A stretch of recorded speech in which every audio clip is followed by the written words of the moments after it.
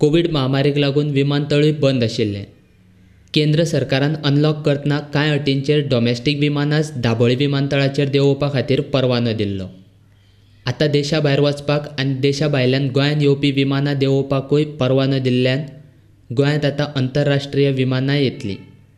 सुमार 224 प्रवाशांक घेवन दाबोळी विमानतळावेल्यान एक विमान लंडनाक धाडिल्ल्याची म्हायती दाबोळी विमानतळाचो संचालक गगन मलिकान दिल्या. कल से एयर बबल अरेंजमेंट्स में डायरेक्ट फ्लाइट स्टार्ट हुई है जो लंदन गोवा लंदन ऑपरेट करेगी.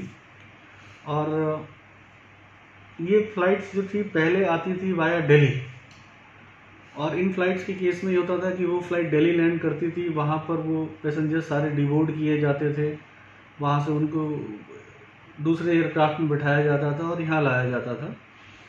तो अभी ये डिसाइड किया गया है, एयर इंडिया ने ये प्लान किया है कि ये डायरेक्ट फ्लाइट्स ऑपरेट करेंगी और अक्टूबर के महीने में ये वंस अ वीक ऑपरेट करेगी फ्लाइट, जो कि लंदन से सीधा गोवा आएगी, गोवा से सीधा लंदन जाएगी. उसका एक विजिबल एडवांटेज ये देखने को मिल रहा है कि कल जो फ्लाइट गई है उसमें 224 पैसेंजर्स यहाँ से गोवा से लंदन गए हैं. और नवंबर के मंथ में जो फर्स्ट वीक है उसके फ्राइडे और संडे 2 दिन ये ऑपरेट किया करेगी. तो अब बेसिकली लंदन के लिए हमारे पास जो डायरेक्ट कनेक्शन है ये मार्च तक इसी प्रोविज़न में ये फ़्लाइट ऑपरेट करेगी.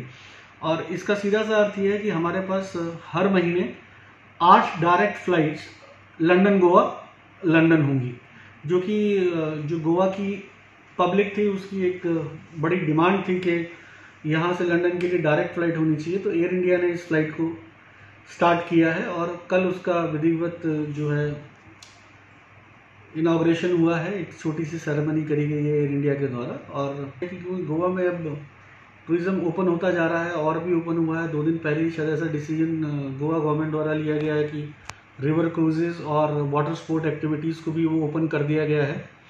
तो मुझे लगता है कि ये सब चीज़ें जैसे जैसे पैसेंजर्स के पास पहुँचेंगी, जैसे जैसे ये उनकी जानकारी में आएगा, तो गोवा में और अधिक पैसेंजर्स आना शुरू हुआ. कल हमारे पास लगभग 6000 पैसेंजर का फुटफॉल था, जो कि काफ़ी समय बाद इस स्थिति में हम आए हैं कि हमारे पास संडे को अराउंड 29 फ़्लाइट्स थी और 6000 के करीब पैसेंजर्स गए थे, मतलब गए और आए थे यहाँ से गोवा इंटरनेशनल एयरपोर्ट से.